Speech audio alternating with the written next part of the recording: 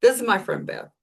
So I'm Heather Wylde, and I am currently living in Cusco, Peru, and she's currently actually visiting me in 3D. So her name is Beth DeLong, and she has a travel blog called Adventures After Cancer. Yes. Yes. And we met a few years ago, back in 2018, because we were both diagnosed with cancer in 2018. See? Mm-hmm. Yeah. No, I think we met in 2019 because you were, Yes. Because I wasn't working on my blog just yet. yeah. So I was still in the thick of it in 2018. Well, I don't know if it was because of the blog specifically. I think it was just a Facebook group for breast cancer patients and survivors. I don't know if you were working on your blog yet when we met, but I was diagnosed in March of 2018. You weren't you weren't diagnosed until October, right? Correct. Okay. So yeah, I think it was 2019, whatever. It's been a minute. It's been a while because it's 2025 as of the taping of this. And so we met in a survivors group and hit it off. And then we met for the first time in person in 2023. Mm-hmm. Yeah. So it was my 48th birthday, and it was my 5-year survivor and your 5-year survivor. Yes. And we went to Vegas and we saw Magic Mike twice. That's not totally because we're perverts. Do you want to tell them what happened? So we went the first time and the sound system wasn't working. And so then they were comping tickets and allowing people to come again. So we went 2 nights in a row or the night in between. It was a night in between. Okay. I mean, not that it matters. It was the same trip. She said, come again. And we did. But it was really cool. It was actually, I thought it was a really cool experience not having the music and just like the crowd, really amping them up and everything. It was a cool experience. Yeah, I mean, they were like, okay, so normally you have to pay extra to like hang out with the dancers and like get pictures and stuff, but because of the sound system screw up, like they had to use like their practice sound equipment, which was not nearly loud enough, right? But we got to see them dance and everything, and it was a really good show. It was. And then afterwards, we got to hang out with the guys and we got some pictures, which will pop up some of those in there if I get real fancy with my editing. Fancy. And they were super nice. Like, I think they do a lot to really like screen the dancers and maybe even train them like sensitivity training because they're like very, I don't know, they're definitely not the stereotype of what you would think a Meryl stripper would be like. Yeah. No, they were real chill. Yeah. Yeah. They were cool to hang out with. Yeah, they were cool, right? But they kept apologizing. We're like, "Oh, we're so sorry," We're like, "No, it was great. It was great." Well, when we came back, I think the was it the next time? Anyway, we got to go back again. And when we went and we saw the full show, we were like, "Holy shit, we did miss a lot." Like we did miss a lot, but it was also such a different experience that I think it was really cool having both. Like, because then the first show without the music kind of made it more intimate. Yeah. I mean, especially not even including the meet and greet afterwards. Right. And so I feel like because things kind of went wrong, which is common with a lot of things in life, right? Like because things went wrong and it's a different experience, then it was almost like a better experience in that sense. True. Well, it was almost like an appetizer, and then we got like the main course plus like 3 desserts, because it's like I haven't been to like Chippendales or Thunder Down Under or any of those, but like it was the second night with the full sound system and everything. It was like Cirque du Soleil with nearly naked men. Like true. It was appropriate for Vegas. It absolutely worked for Vegas. So at any rate, that's the first time we met in person. And then I've been in Peru for 3 months, a little over 3 months. I'm officially an undocumented immigrant at this point because my work visa isn't done yet. Scandalous. Scandalous. And she has come down to visit for a week. And you've been here, what, 3 days? Yeah, ish. When I get here. I got here Tuesday and it's Friday. So there we go. Yeah. You got here on a day. I don't know. We drank last night. Full transparency. I was just fine.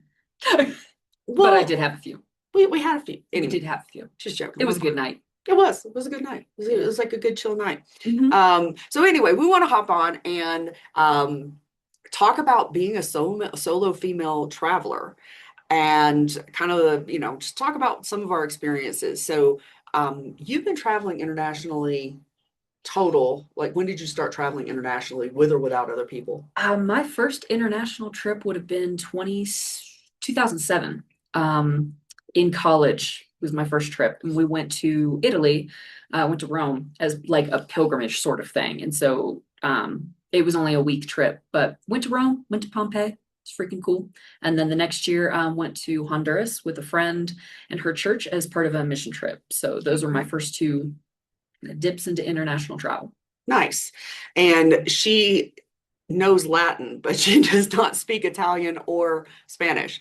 No, but I can read some, well, not so much Italian. I can recognize root words in Spanish, so it helped. Yeah, nice. But trying to tell, we were late leaving and getting back to our villa in Italy one time, and for some reason I was designated the person to sit in the front and try to tell the taxi driver where to go. Oh God. And I don't speak Italian. I had my little like phrase book. It wasn't working out well, so I tried speaking Latin with him. That didn't work either. Just for future reference. FYI. Yeah. Okay.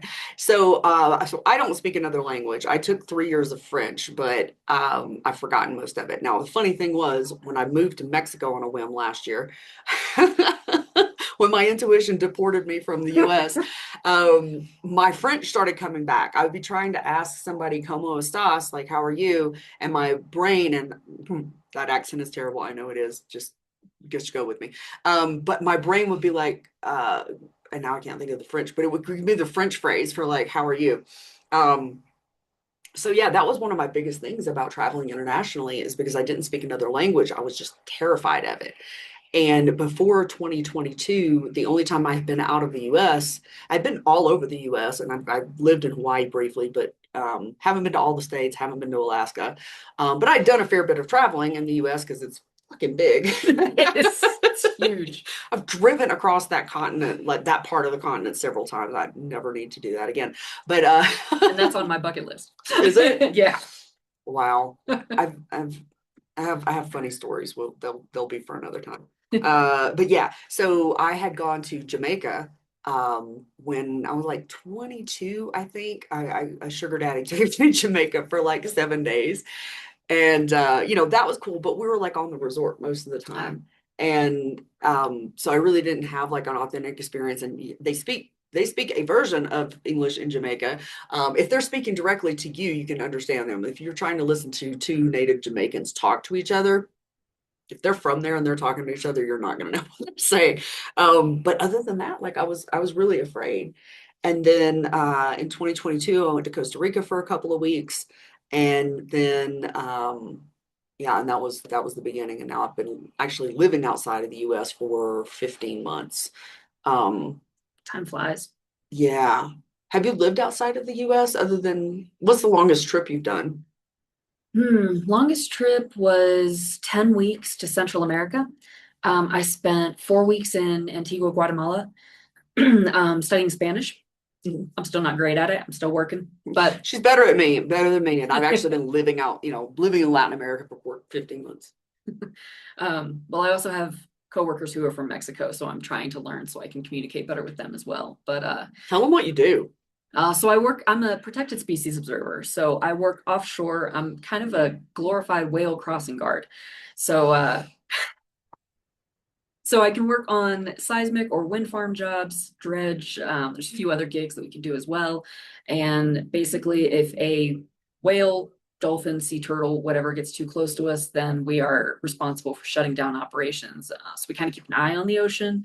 I'm also a PAM operator, so acoustic monitoring. So I listen for whales and dolphins. Can't hear the sea turtles, they don't talk to you. But and if they did, they better sound like Crush from Finding Nemo. If not, I'd be really disappointed. I guess that would be kind of disappointing. Yeah, 10 weeks. I would I would say that's on the verge of having lived somewhere as opposed to just traveled there. Yeah, but we bounced around a lot because it was 4 weeks in Antigua, and then my friend joined me, and we spent another few days in Antigua, and then we bounced to a couple other cities in Guatemala, and then went to Honduras. We spent almost 3 weeks just in the Bay Islands, Hmm. and then head up to Belize and spent a couple weeks up there. So Okay. I don't know that I would consider it living since I wasn't stationary. Yeah. But I mean, it's longer than most people spend outside of their home country. This is true. Like an extended trip for most people is maybe 14 days, I Yeah. think. Especially because that's about the limit of paid vacation that we get in the Right. US. Apparently, it's a lot longer in other places. How many countries did you say you've been to? I think this is 16, Okay. I think. Okay. This is only like five for me. And like two of those, like I flew through Colombia on the way here and I flew through Panama City, Panama, on my way back from Costa Rica. But like really it's the US, Jamaica, Costa Rica, and Mexico and Peru. No, I guess I've been to seven, but five I've actually like spent a little bit, at least a little bit of Yeah, the time in. airport ones don't count. Yeah, airport ones don't count. Yeah, yeah. So I actually have five, which is impressive because I didn't start until, let's see, I was 43. No, no, no, no, no. Sorry. I was like 45. That makes more sense because I'll be 50 this year. How did that happen? I don't know how I'm still Right? alive. Jamaica Um, wasn't till 45. Jamaica was no, no, earlier. no, no, no, no, no. Jamaica was like 20, I was like 21, 22. Okay. But I kind of don't count it because it was just, I don't know. I don't Well, you just did count it. know. This hussy. Yeah, but okay, so a lot of the stuff you were talking about with that, you were traveling with other people. What solo trips have you done? So, like solo, or just not knowing anybody going into it? Not knowing anybody going into it, I think counts enough. Okay, so yeah, I did the Rome and the Honduras trip, and then decided that I wanted to do more travel. Didn't really have anybody to go with, so I cut my teeth on a trip with Global Villages. Bless you. Excuse me. Which is Habitat for Humanity. And so I didn't know anybody else going on the trip, but I was with a group. And so that way it was like, kind of get your feet wet with the idea, but you have some people looking out for you, but you have to get there on your own. And I did venture out from the hotel on my own and do some things on my own that way. Okay. But like you knew you had the group to fall back on. Yeah, that's nice. It's a very good way. And, it's Habitat for Humanity. So I feel like altogether, it's just a good way to kind of break out. It's an economical option. They do some things to try and get you more with the local people as well. Nice. You're helping people. So especially if you're into volunteer work, it's a great way to catch your teeth on travel. Nice. So you did a build while you were there. We did. We were building outhouses actually. Okay. So giving them a safe space to do their business. And some of the towns outside of Siem Reap, they don't have that. Like the school had it, but the villagers didn't have it. So we were building two outhouses, and then the communities would share those outhouses. Okay. Oh, wow. Yeah, it's cool. Yeah. Where did Habitat for Humanity start? Did it start in Atlanta? Ooh, I don't remember. I know it's a big deal in Atlanta, and I know like they partner with like Home Depot and stuff. I know they've got a couple of resale outlets, kind Yeah, of thrift stores for building materials and stuff. I want to. They've got a strong connection to Atlanta, and that's yeah, that where I'm sounds familiar. from ish. Okay. I'm from like an hour from Atlanta, from a place that no one should know about. Um, okay, okay. But then you were telling, so she's been staying with me for a few days, and it's weird because we're one of these friends that like we won't talk for months, Mhm.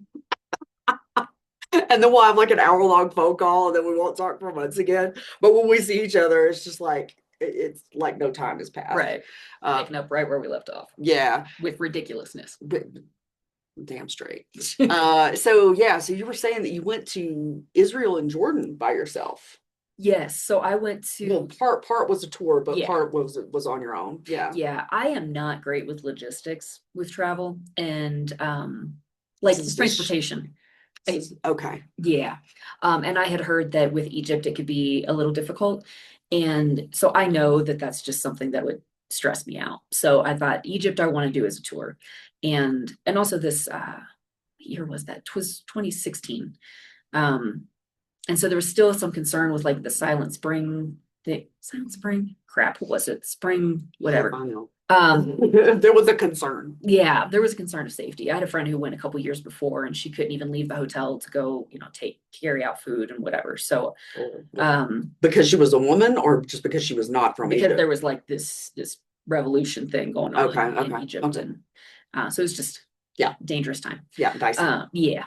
So definitely wanted a tour for Egypt and found a tour that also did a few days in Jordan with Wadi Rum and Petra and that sort of thing. So I went to Israel on my own, spent about 2 weeks in Israel, crossed over into Jordan on my own, did a few days there, and then met up with the group in Amman, Jordan. And then bounced from there, came back south, did Egypt, and there we go. One of the things I love about Beth Oh. is, okay, so for anybody who doesn't know, I worked in the sex industry for a really long time. So I have some really just off the wall bonkers stories. She's got bonkers stories too. She just wasn't naked and there was no chance of her going to jail. But there was plenty of places that you could have died. She's worked on like Alaskan fishing boats in like the Bering Sea and, Some of the best times of my life. but she'll tell me stories just about like some of the trainings and like she's just like, as one does, we had to like go upside down in a helicopter simulator and like, I'm like, she's just so nonchalant. So she just told that whole story about this very exotic trip. It's like, yeah, and then I did this and I did this and I did this. I love you.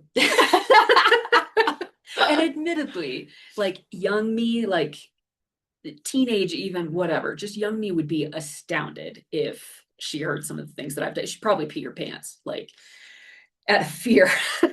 It's just is I knew I wanted to travel when I was young, but I had no idea how I was going to make it happen. Right. I am a very like awkward, clumsy person, so just trying to like get things to come together and make it all work out is like I don't know how we're going to do it. So the fact that I have been able to is amazing, which is also then why I tell people like, no, you can do this. Right. Like it may take a couple like group trips or something, or like where it's like half independent, half group, to feel comfortable, but it's doable.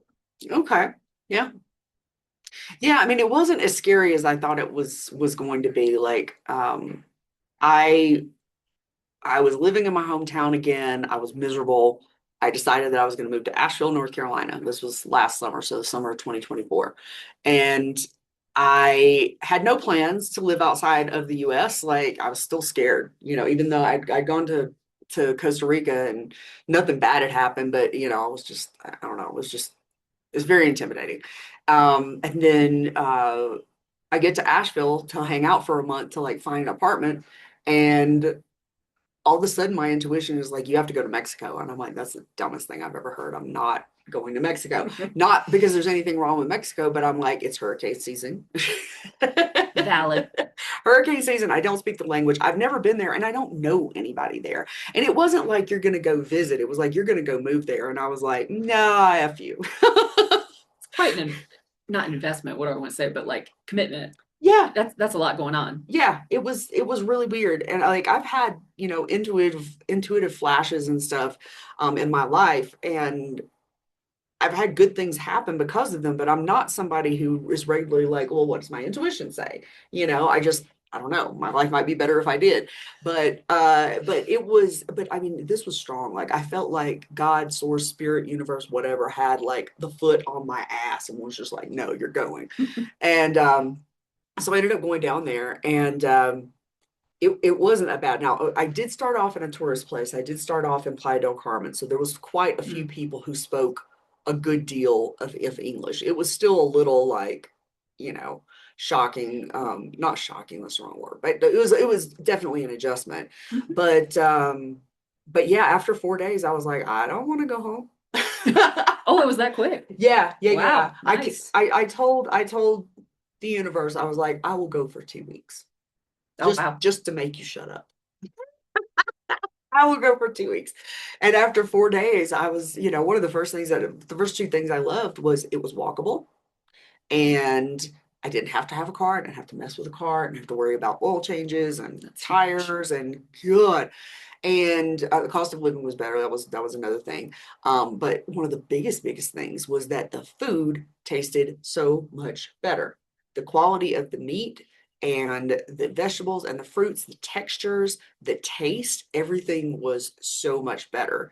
And I had heard for years how bad the food quality is in the US because of all the processing. Like even our raw fruits and vegetables have the pesticides and organic what do they call it, the GMO stuff and everything. So I knew about it, and it wasn't that I was like arguing with anybody. I wasn't like I was like, oh, that's not true. But going and experiencing it, I was like, what are we eating in the US? Like just I don't know. Like even when I bought organic in the US, it didn't taste as good. So yeah, after 4 days, I was like, okay, I'm gonna stay for the 2 weeks. So I didn't have to change a flight or anything. And then I went home. I sold my car. I wrapped up a couple things. All my stuff was in storage because I'd already moved out of my apartment. And yeah, went back down there. Yeah. It That is a big deal. That's a big step. was a really, really big step. And I was like, okay, I'm gonna go on faith. Like I did get down there and I liked it, but in the back of my mind, I'm like, why? Like what? Like, yes, I like it, but I mean, why? And then like 2 months later, Asheville, North Carolina, got hit by a tropical storm. And it traveled up from the Gulf of Mexico, like through a little bit of Florida, through the entire state of Georgia, and it flooded and caused a lot of destruction and craziness in Georgia too. If you drove that path from the coast of Florida all the way to North Carolina, it would be at least a 13-hour drive. And the tropical storm traveled inland 13 hours to destroy Asheville, North Carolina. And I was like, okay, I still don't really understand why Mexico, but I definitely know why not Asheville, Yeah, North Carolina. Oh gosh. Um, yeah, and I think the biggest thing that helped me, like there's Facebook groups and there's WhatsApp groups that you can get in and talk to other people from other foreigners, right? Other expats. But I didn't really do that in Playa del Carmen. I just kind of like there was one woman that I connected with on no, I did actually connect with her through the Facebook group. She was coming down to visit from Canada and we hung out for a little bit. And then another woman I had gotten in a WhatsApp group through the Facebook group. And the way we ended up connecting and becoming really good friends is I really wanted to go see Deadpool 3. And I wanted somebody to go with me. And she was the only person that was like, yeah, I want to see it. And I was like, yes, you're my kind of girl. And so I ended up seeing it before she got back. She was somewhere, but we went to see it together. And we're still friends. We've been friends for a year now. Um, but I don't know. It wasn't as hard or as scary as I thought it was going to be. that's good. Well, yeah, right. Um, because yeah, it does sound intimidating. That's part of the reason. Like, I love traveling abroad. I don't have an interest to live abroad other than like, a couple months at a time, but nothing as permanent as what you're doing. Yeah. And part of it is because yeah, it's a lot going on as far as your mail even and your cars, your assets, everything. Well, I tried to see if like a cousin of mine could take my car, and I was like, you can use it as a second car, and she was like, we don't have space for it, Mm. and but it wasn't worth storing it somewhere, and so I ended up selling it to a friend. I put it on Facebook Marketplace, and then I took it down because it kept putting the price in pesos because Oh I was yeah. in Mexico. And so I took it down, and one of my friends texted me. I was actually on my way back to the US to try to sell it. And I was like, fuck it, I'll just put the ad up when I get there. And so I'd taken it down, and she messaged me. She's like, what happened to the car? And I was like, do you want it? She was like, yes, my stepson needs it. And I was like, well, that lined up. That was really super easy. Um, you mentioned mail. There is a service called Traveling Mailbox that you can get it like there's a lot of places that you can get it for just like $13 a month or $14 a month. There's some states or cities that you can get mail in, but you would have to like pay a premium to have a Mm. box in those places. But it doesn't come up as a PO box.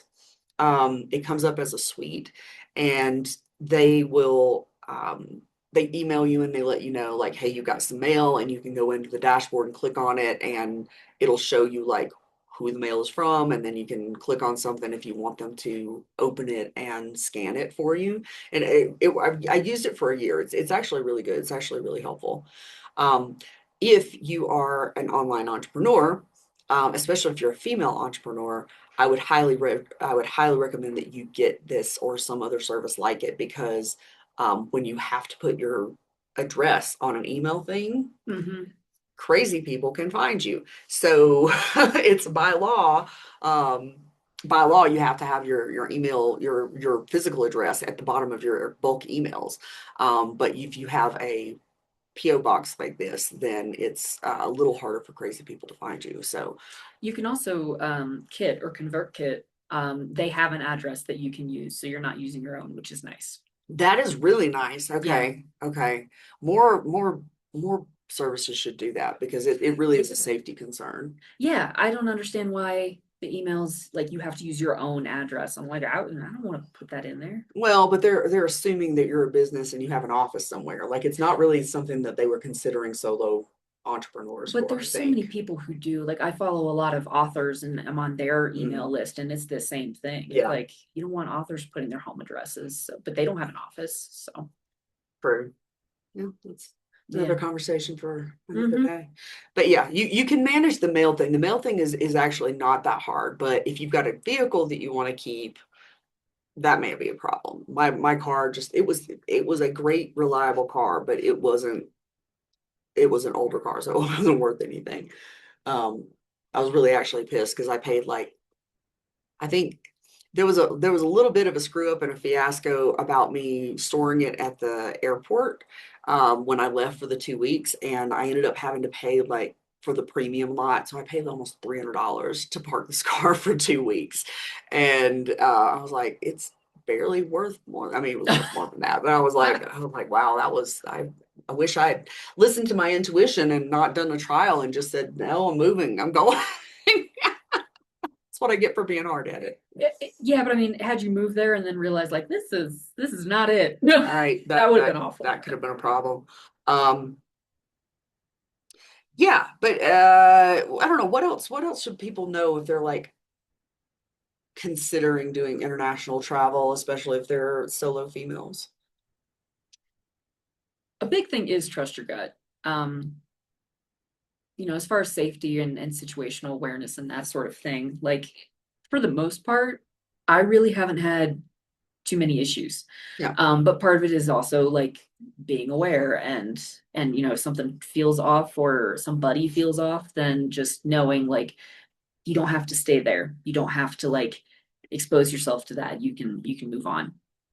No. So that's a big one, I think.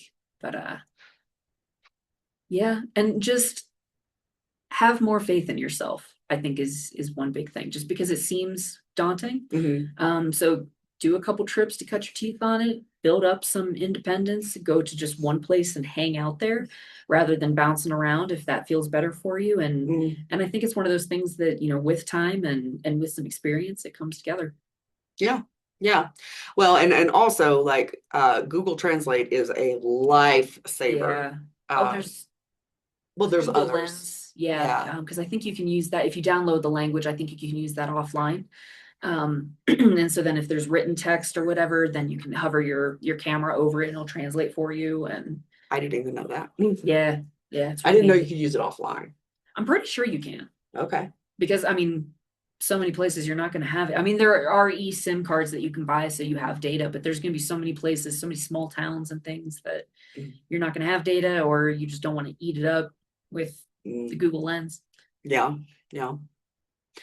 Yeah, Google Translate has saved my life. Now I know about Google Lens. Mm-hmm. Um, I really like what you said about trusting your gut because I think women end up in a lot of bad situations because we don't want to be mean or we don't want to Yeah. be, perceived as rude. But, especially especially if you're alone or you're in a foreign country or just, I mean, actually, even in the US, like, Anywhere. anywhere, just like trust your gut. And if you don't like something, like you would rather possibly piss somebody off who actually didn't mean you any harm Yeah. than to find out they did mean you some harm. And it can be difficult because there was, when I crossed over into Jordan, my taxi driver was like, "Hey, how would you come hang out with me for the day? And I'll show you around. I'll show you some places. We can have dinner in my house with my wife and everything." And it is entirely possible that it would have been totally fine, but it's like I'm in a new country. I don't know you. I don't know how to get around. And so just to be safe, then I'm going to decline. And Yeah. just go straight to my hotel. And yeah, it could have been a really cool day. But sometimes you have to do what feels better for you, and Yeah, whether that's taking the risk and going with them, or whether that's saying, no, I'm just gonna go to the hotel. right. Neither one is wrong. Just No, whichever one blows your skirt up in the moment. yeah. And go to somewhere like I mean, I went to Playa del Carmen first. Now, I like Playa del Carmen and Bali are like mecca for online entrepreneurs. So I knew a lot of people who had lived in Playa del Carmen, and everybody, like, not a single person related an incident where they'd had a problem. Um, I didn't have any problems while I was there. I did have one restaurant like overcharge the crap out of me Mm, because they knew I was a tourist. But yeah, well, and speaking of that incident, I won't go into the whole thing here, but make sure that you have a bank that is international friendly, that is not going to charge you international fees, preferably one that's going to refund ATM fees, because they get really drastic in tourist areas. yeah. My Charles Schwab card is Yeah. like one of my favorite things for travel. Yeah. And I don't know if I have the exact same, but I have a Schwab banking account. And like last month, they refunded me $70 in ATM fees, Yeah, it so adds up. yeah, like it really, really does. Because I mean, Yeah, Cusco's a tourist town, and one of the closer ATMs to me in the neighborhood that I'm staying in is the airport. So of course, it's like $5, $6 depending on per transaction. yeah. Um, what was I going to say? Yeah. So make sure your bank is like internationally friendly, because I went to this restaurant and my card wouldn't go through. And I was using a small town bank. And so it was Mm. like Friday, I couldn't get in touch with them. I thought I was going to jail. And Oh, geez. I was really, really mad because I was like, if I go to jail over like not paying for a dinner, Right. like I have so many more. Like this is not an interesting story. This is just stupid, right? Like there's no strippers involved. Like, if there were Right. strippers involved and like, madness and chaos, I would be like, well, this one time I went to jail in Mexico. Mhm. But no, it was like your debit card wouldn't work after you put a travel notice on it. Like that's so funny. Right. So yeah, I would definitely make sure that you've got like some friendly international cards and like a couple in case there's a glitch with one. Yeah. Yeah. Yeah. Definitely a good thing. But talk to people, because I mean I put out a post on Facebook and I just said, hey, I'm thinking about going to Playa del Carmen, who's had experience, and people that travel tend to be like very helpful. Oh, yeah. Yeah. Because they want to share their experiences. They want you to travel as well. They want Yeah. you to have good experiences traveling. So yeah, Yeah. it's pretty good community. Yeah. So I definitely reached out and talked to a lot of people. And, like I said, I knew in Playa del Carmen, a lot of people were going to speak English. But then I went to Merida, Yucatan, which is like on the upper part of the Yucatan Peninsula. And people were like, oh, nobody's going to speak English there. You're going to be screwed. And I got there and it was not the case. There's actually a really thriving expat community there, and that I got plugged into. I just asked somebody, I was like, do you know of any expat events? And they're like, oh yeah, go to this place on Thursdays. There's karaoke. And I went, and fortunately, it was a really great guy named Jerry who runs the event. And he's very good about meeting the new people and like, going and introducing you to people, just really making you feel at Oh, home. that's nice. Yeah, yeah, he does. I need to interview him about that because he does a really great job. And through that event, I got plugged into like all the WhatsApp groups and everything. But Merida is a really good place to cut your teeth in because it is one of the safest cities in North America, not just in Oh, Mexico. Yeah, did not know that. yeah, it's a very, very low crime rate. Like the only thing that freaked me out, and you need to go with your gut, absolutely. If something feels wrong, it's wrong, and you don't need to know why, just walk away. Right.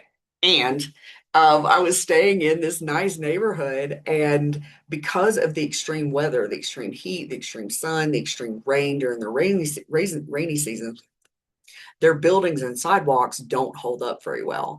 And it would be really expensive to be constantly fixing them. So unless you're in a tourist area Yeah. or a place with like, what would be the equivalent of like multi-million-dollar homes, the sidewalks and everything kind of look messed up.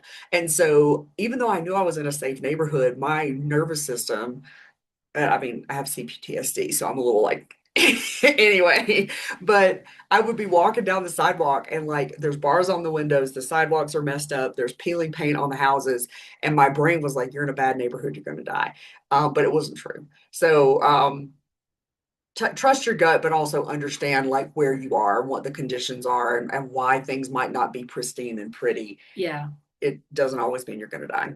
It Um, does take some adjustment because you kind of have to like calibrate mhm, for each new country or place that you're in, yeah. and it's yeah, it's not what we're used to seeing, but in the US then it's like, this is a poor part of town where it's just, that's average wherever you are. Right, right. Well, there's lower income parts of town and then there's dangerous as hell parts of town. Right, right, And some of the places I've been look dangerous as hell and they really right. weren't, right? So, I would say like just have realistic expectations of where you are. Go somewhere, when you're first learning, whether it's you go on a girls' trip with multiple people, or even if you do like a co-ed prearranged tour or whatever, you'll probably feel more comfortable going someplace that there's going to be a lot of other people from your country and people who speak your language. But I think you find like, yeah, once you get there, it can feel really intimidating. But once you get there, you're like, oh, this is not so bad. Now I can go Yeah. do this and this and this. That's also, if you're interested in language learning, that is also a very good way to meet other people as well. When I went Hmm. to Guatemala, for those 4 weeks for the Spanish school, you had people from everywhere. Like Hmm. I was doing a homestay, which was nice because then you can help practice the Spanish. And the other guy there was from Germany, and we still keep in touch. And but then there were people from, Scotland and wherever. And so then we would all hang out together as well. Like if we wanted to go out for dinner or to the salsa club or whatever. And so that's a really good way to both True. learn the language and become more comfortable with it and tour around and find people to do it with. But you're solo. So you're not attached to anybody. You're not attached to the group. It's not like if they're getting up at 5:30, you have to get up at 5:30, Right. right? Right. Yeah. So you can be as independent or I don't want to say codependent, but you can hang out with them or you can do your own things. We're encouraging codependence on this video. Yeah. Yeah, and within any of the expat communities, because I didn't really get involved with the expat community in Playa del Carmen. But then in Merida I definitely did. And then when I went to Guadalajara for a month, I went into Facebook groups, got in the WhatsApp groups and everything. And a lot of times they will have language exchanges. And so I went to a really fun one in Guadalajara where they had a table, we were playing board games. It was like a way to facilitate the conversation. Nice. And it was hilarious. I was trying to explain some of the cards and Cards Against Humanity that were in English. I was trying to explain them to Spanish people. Oh They're like, gosh. "What does this mean?" I was like, "Nothing." I mean, like I can tell you literally what it means, but it just means that people are just being horrible people and being Right. funny, right? So that was fun. That would But be a fascinating game with multiple languages. yeah, they didn't play it. They were just like looking through the Oh, cards. okay. But they had a table for English, they had a table for Spanish, and they had a table for I think Japanese. No. Yeah. So like, some of the bigger cities like um and yeah, a lot of people in Latin America when they are learning English, they'll just talk your ears off because not really because they're interested in you. I mean, they are very friendly, don't get me wrong. I Yeah. really, really like Peruvians and Mexicans. But yeah, a lot of times I was like, you're just talking to practice, but it's fine. Yeah. Um, But that's good for them for practicing because there are a lot of other people that, they'll get so insecure and shy about practicing and then they just won't talk to you at all. yeah, yeah. Well, and that's how I am about my Spanish. But I've had, some Spanish speaking friends that they're just like, you got one more week, and all I'm gonna do is talk to you in Spanish. And I'm like, ah. So I love to learn, but I've had I don't know, I've had a lot of personal stuff going on, so I just haven't had the bandwidth to like really study. Yeah. Yeah, Then it can get tiring quick too. Like, it's mentally exhausting. yeah, like I just, had a cab ride into Centro Histórico. And so it was great because I got to practice my Spanish with him and we were able to maintain a conversation for most of the 20-minute ride. But then just like constantly listening and translating and then how am I gonna to come back and if you're not fluent in a language that gets tiring quick. Yeah, it's mentally exhausting. But I mean, and I have it's we she went into Central Historical before I did yesterday, so we had separate cabs. And my cab driver was I'm pretty sure that he was fluent in English, but he was like, you said you're learning, so I'm just gonna talk to you in Spanish. And I must have said no entiendo like 50 times in a 30 minute ride. Well, I definitely had some, más despacio, por favor, and lo siento, no entiendo, and yeah. I mean, I didn't understand everything you said, but we at least had a conversation, so I was proud. Yeah, I mean, and it was good for me because it's as frustrating as it was. I was like, I was understanding more than I thought I did, so that was Mhm. good.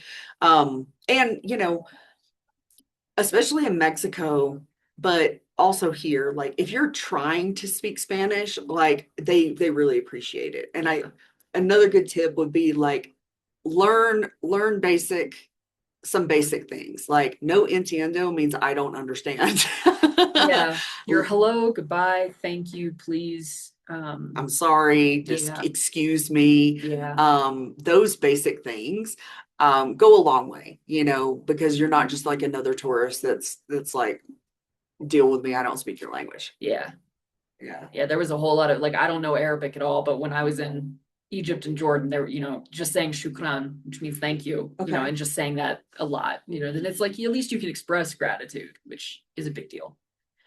Yeah, be polite. I think, Yeah, yeah. yeah, Be polite, especially if you're American, because there's a lot of Americans that go abroad and really show their ass. yeah, yeah. Yeah, that really like act very entitled. It's like you can love your country and not be a jerk. Right, You can right, you can be like go USA and not shit on everybody else. So right. yeah, we'll leave you with that. Don't So be a douche. don't be like be a good human. Right. There's a local business here. I haven't figured out where it comes from, but they play this unlovely song. I like a lot of Spanish music. I don't dig this song. I don't know why they play it, but they play it about the same time every few days. We're gonna go get some chifa, which is Chinese Peruvian fusion, and figure out what we're gonna do with the rest of the night. But thanks for tuning in, and let us know like what else you would like to know about international travel, especially like solo female travel or digital nomad, expat life, any of that stuff.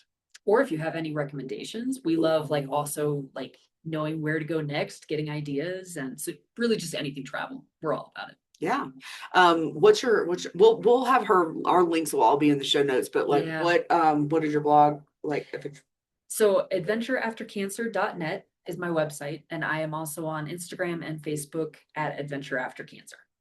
so adventure no S, not adventures, Correct. adventure Correct. after cancer. Okay. Yep.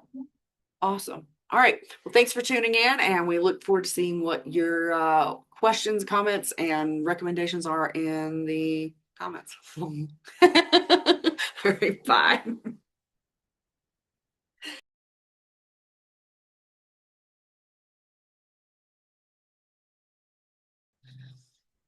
Hi.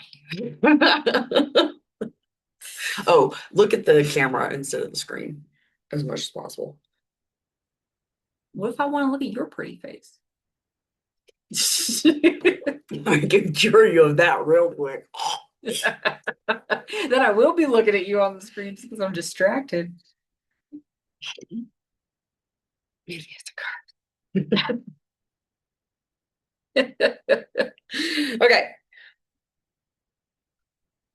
How am I taller than you? Not freaking no. It's because I'm closer. Probably just your hat. Well, Yeah, that's there's the true hat, too. then I was closer. Okay. Hot. So hot. We got like a little bloopers part of it, like building up to it. Can hardly hold myself back. I just We're gonna cut that. definitely cut that too. Probably cut a few other things. Not too much because then I'll get overwhelmed and it won't get done. Don't leave any blackmail stuff in there. Just want to like